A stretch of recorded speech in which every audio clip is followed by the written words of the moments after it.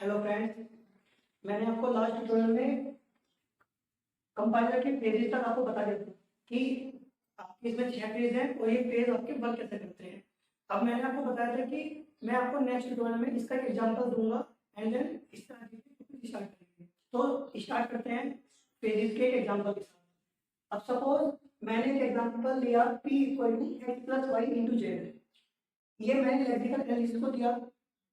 Flow chart में अगर आपको याद होगा तो मैंने बताया था कि लेक्सिकल एनालिसिस उसको स्ट्रीम ऑफ टोकन्स में कन्वर्ट कर देता है। ठीक, तो इसको टोकन्स में कन्वर्ट कर दिया ID equal to ID plus ID into ID. ठीक, यहाँ पे आईडी जो है वो बेसिकली आइडेंटिफायर है। ठीक, अब इसको मैंने सिंटैक्स एनालाइजर को दिया। अब एक चीज सिंटैक्स एनालाइजर को देंगे उससे पहले बेसिकली सिंटैक्स एनालाइजर को हम उसकी ग्रामर प्रोवाइड करते हैं। क्यों? क्योंकि उसी ग्रामर के बेस पे वो उस जो इनपुट आता है उसको पास करता है और उसी के हिसाब से वो उसका एक पार्स बना के आउटपुट में देता है। ठीक, तो मैंने इसका एक ग्रामर ले लिया है S derive ID equal to E derive E plus T or T derive T star F or ID T star F or F and F derive ID. ठीक, ये ग्रामर दी तो इस ग्रामर के बेस पे इसने पांच टी बना दिया। इसका पांच टी बनाया तो इससे सबसे पहले ड्राइव करा इसने आईडी इक्वल टू ई। ठीक है, अब मुझे पता है कि मुझे सबसे पहले प्लस लाना है। ई में ई प्लस टी है तो ई से ड्राइव कर दे ई प्लस टी। ठीक, अब आईडी के लिए मुझे एफ चाहिएगा और एफ आएगा टी से, तो इन्हें क्या करा ई से टी पर ई से टी लिया, टी से एफ एफ से आईडी। ठीक, तो आपका इतना पार्ट कंप्लीट हो गया। अब प्लस के बाद वाली बात बचती है, प्लस के बाद आपका इनटू। अभी इनटू आएगा आपका टी से, तो इन्हें टी को टी स्टार एफ करा, टी से एफ एफ से आईडी और एफ से आईडी कर दिया। ठीक है, अब हम इसको पार्ट कैसे करते हैं, हमें इसको top to bottom left to right पढ़ना होता है पार्ट थ्री को। तो अगर मैं इसको यहाँ से स्टार्ट करूँ तो सबसे पहले मैंने आईडी मैंने आईडी लिख लिया। ठीक है, अब मैं नीचे गया, मुझे यहाँ भी दोबारा आईडी मिला equal to ID equal to यहाँ पर आ गया। मैं यहाँ पर जाऊँगा तो मुझे प्लस दिखा, प्लस मैं नीचे आया दोबारा आईडी मिला, आईडी ऊपर गया इंटू मिला, इंटू दोबारा नीचे गया आईडी मिल गया। ठीक, तो इस तरह ये एक ग्रामर से पार्सिंग आता है और उसको फिर पास कर लेता है। ये वाली ग्रामर आपकी इस तरह इसे टोकन यहाँ पर आओगे। ठीक, अब मैंने इसको सिमेंटिक एनालिसिस को दिया। अब सिमेंटिक एनालिसिस क्या करेगा, बेसिकली इसको सिमेंटिकली वेरीफाई करेगा।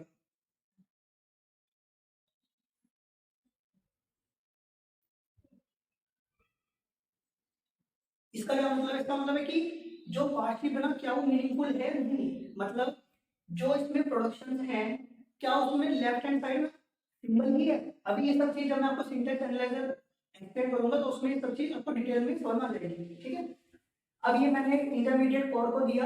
इंटरमीडिएट कोड इसको 3 एड्रेस कोड में कन्वर्ट कर देता है। 3 एड्रेस कोड क्या होता है, 3 एड्रेस कोड में बेसिकली 3 ही हम ऑपरेंड यूज करते हैं। ठीक है, तो सबसे पहले मैंने क्या करा, t1 एक टेम्पररी वेरिएबल लिया जिसमें y इंटू जेड कर दिया।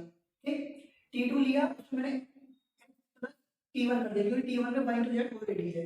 अब मैंने p में ये t2 डाल दिया। ठीक है, अब कोड ऑप्टिमाइजेशन क्या करता है, कोड ऑप्टिमाइजेशन बेसिकली आपके कोड की लेंथ को कम करता है। कई बार क्या होता है, कोड लिख देते हैं, हमने बहुत बड़ा कोड लिख दिया बट उसमें कुछ लाइन्स ऑफ स्टेटमेंट यूज कर सकते हैं जिसका कोई काम नहीं होता।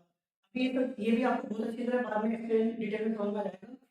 अब इसने क्या करा, t1 equal to y to z करा।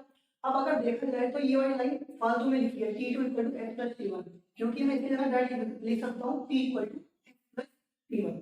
ठीक है, इस लाइन में इस तीन लाइन को दो लाइन में कन्वर्ट कर दिया। अब टारगेट कोड रिलेशन ये आपको एक असेंबली लैंग्वेज में तो कन्वर्ट कर देता है। मैंने सपोज कर लिया एक्स वाई जेड आपके रजिस्टर r0 में स्टोर है, तो सबसे पहले हम मल्टीप्लाई करेंगे r1 r2 की y टू z,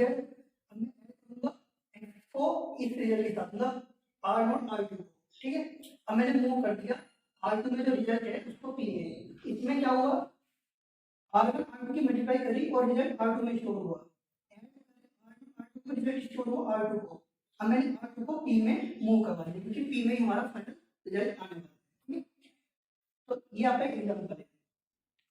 अब हमने 6 फेज देखे, इसमें एक और चीज है कि जो आपके ऊपर के 4 फेज है, lexical phase, syntax phase, semantic और इंटरमीडिएट कोड जनरेशन, ये चारों यहाँ इन चारों तक आपका बेसिकली ये कहलाता है फ्रंट एंड। और जो नीचे के 2 फेज हैं आपके code optimization and target code generation, इनको बोलते हैं हम बैक। ठीक, अब जो फ्रंट एंड में 4 फेज हैं आपके, उन 4 फेज की जो प्रॉपर फंक्शनिंग जो मेन करता है वो करता है syntax analyser. Syntax analyser basically front end की मेन फंक्शनिंग करता है। ठीक है, मतलब फ्रंट एंड वाले पार्ट का जितना भी मेन और जितना भी इंपॉर्टेंट काम है वो सारा आपका सिंटैक्स एनालिसिस फेज द्वारा करता है। ठीक, अब हम इसमें एक एक फेज को स्टार्ट करेंगे और समझेंगे कि हर फेज में क्या क्या है। ठीक है,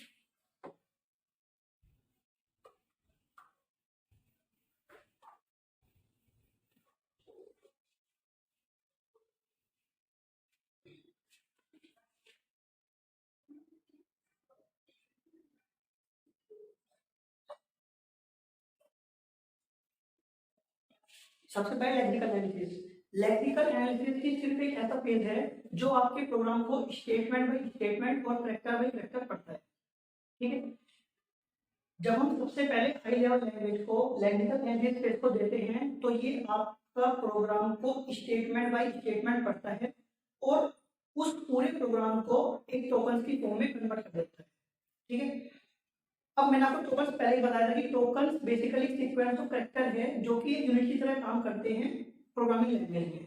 ठीक है, अब आपके बहुत सारे टोकन्स हैं, जैसे कुछ होते हैं आइडेंटिफायर। आइडेंटिफायर जैसे आपके वेरिएबल का नाम, फंक्शन का नाम। कुछ होता है कीवर्ड्स,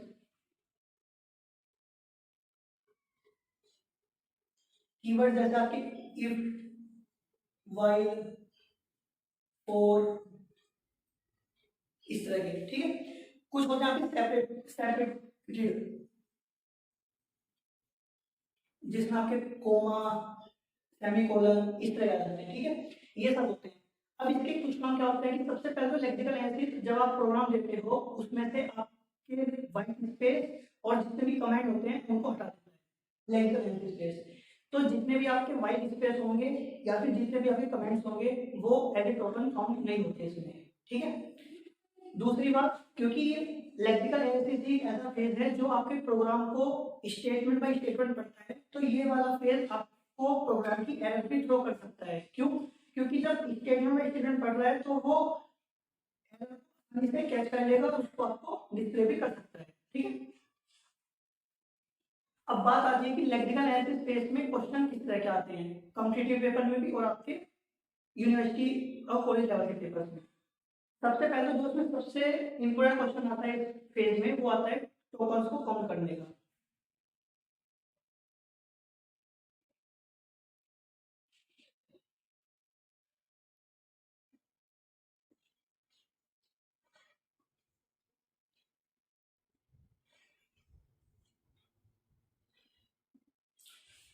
इसमें क्या होता है, इसमें बेसिकली आपको एक सी का प्रोग्राम या फिर एक सी के प्रोग्राम की कोई एक स्टेटमेंट वो दे देगा या कुछ भी दे देगा और बोलेगा कि इस प्रोग्राम में आपको नंबर ऑफ टोकन्स काउंट करने हैं। जैसे मैं आपको एक एग्जांपल लेकर सकता हूँ।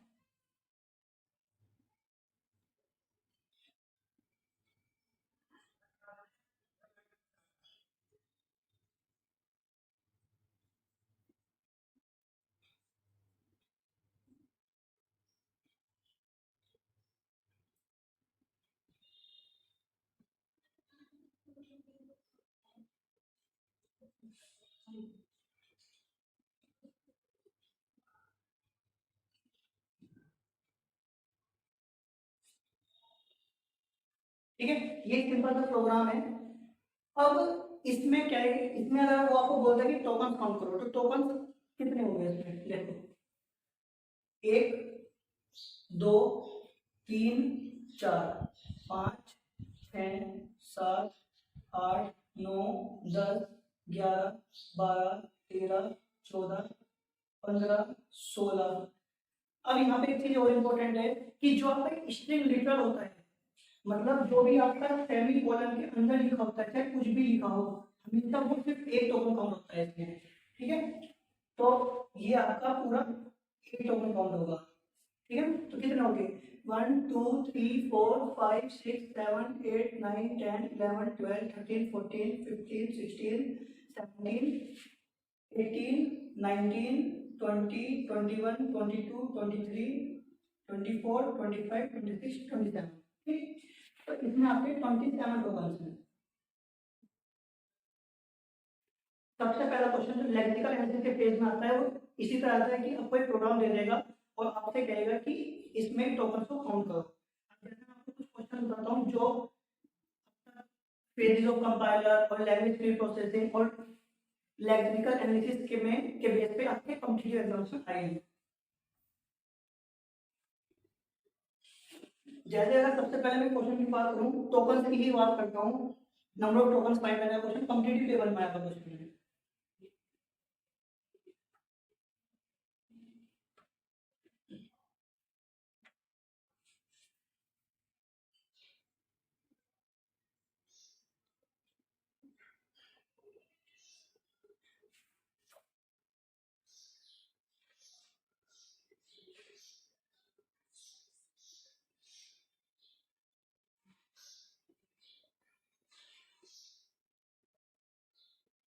इसमें आपको टोकन काउंट करते हैं, तो कितने टोकन हो गए?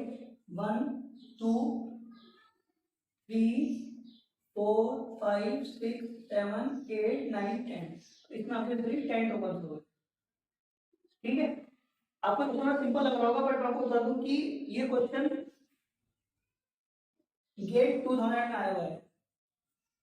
ठीक है, तो आप समझ सकते हैं कि कॉम्पिटिटिव पेपर में इसी तरह क्वेश्चन आते हैं। बस मेन चीज है कि आपको कंसेप्ट क्लियर होना चाहिए। अब लेक्सिकल एनालिसिस के अगर मैं क्वेश्चन की बात करूं तो काफी क्वेश्चन आते हैं जो आपके थ्योरेटिकल बेस होते हैं, जैसे कि during this stage the keywords and the comments will be eliminated from the program. तो अभी मैंने आपको बताया कि लेक्सिकल एनालिसिस एक ऐसा पेज है जो आपके कमेंट्स और आपके ब्लैंक स्पेस को रिमूव कर देता है। ठीक है, सिंपल सा। अब जैसे एक और क्वेश्चन देखते हैं।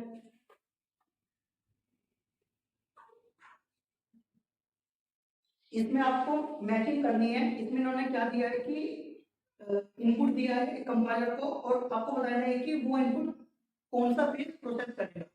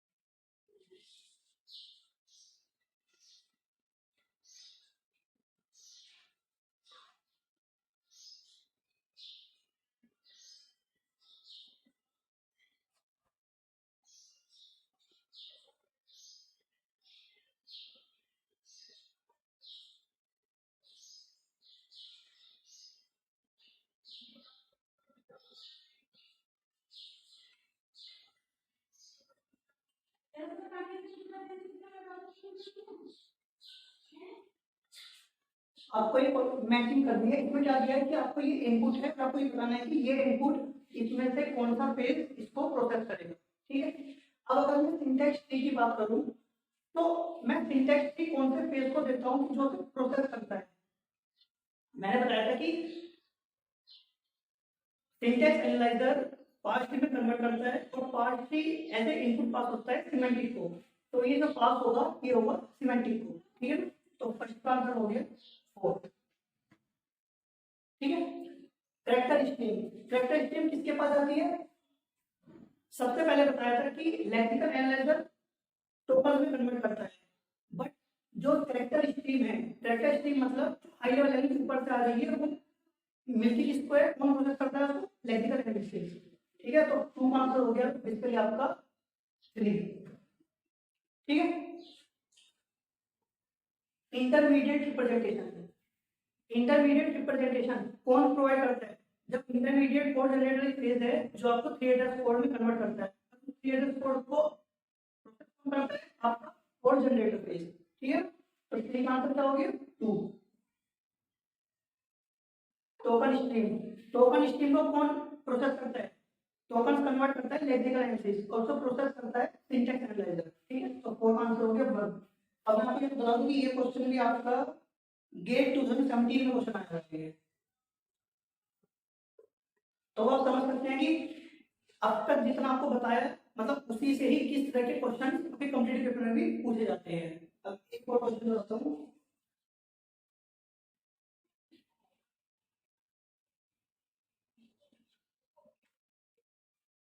एक क्वेश्चन है, मैं बोलता हूँ बड़ा क्वेश्चन है, लिख नहीं रहा हूँ।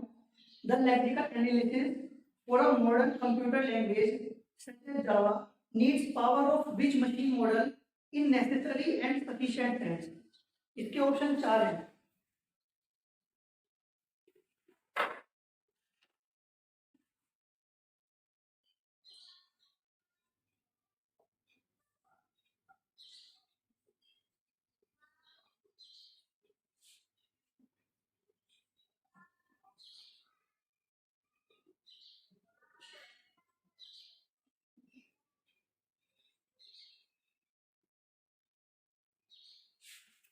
एक बार क्वेश्चन पे बताता हूँ कि the lexical analysis for a modern computer language such as Java needs power of which machine model in necessary and sufficient sense. मैं आपको एक चीज बताना भूल गया हूँ कि जो आपका लेक्सिकल एनालिसिस होता है वो कंप्लीटली इंप्लीमेंट होता है आपका फाइनाइट स्टेट ऑटोमेटा द्वारा। ऐसा क्यों? क्योंकि जब अगर लेक्सिकल एनालिसिस की बात करें तो उसको स्ट्रीम ऑफ टोकन मिलती है। ठीक है, मतलब सीक्वेंस ऑफ स्ट्रीम मिलती है। अब जब उसको कैरेक्टर बाय कैरेक्टर एक मिल रहा है, और आपको याद होगा जब हम स्टेट ऑटोमेटा डीएफए एनएफए बनाते हैं तो उसमें भी हम एक एक कैरेक्टर को पास इनपुट लेते हैं और उसको प्रोसेस करते रहते हैं। ठीक है, तो सेम इसीलिए लेक्सिकल एनालिसिस आपका जो इंप्लीमेंट होता है वो आपका फाइनाइट स्टेट ऑटोमेटा द्वारा इंप्लीमेंट होता है। ठीक,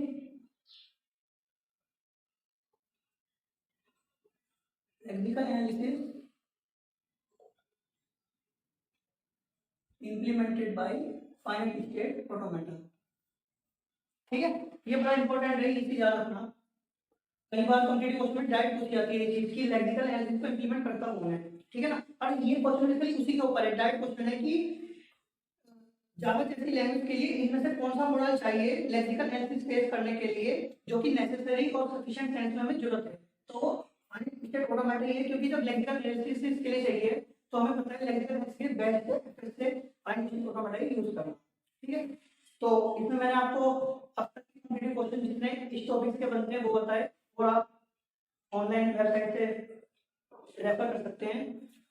अब मैं आपको नेक्स्ट ट्यूटोरियल में सिंटैक्स एनालिसिस के बारे में बताऊंगा और उसके बारे में डिटेल में पढ़ेंगे कि ग्रामर क्या होती है और लेफ्ट रिकर्जन राइट रिकर्जन, क्यों हम कौन सा रिकर्जन हटाते हैं, क्यों उसकी जरूरत पड़ती है, ये सब कुछ। ठीक है ना, थैंक यू गाइस।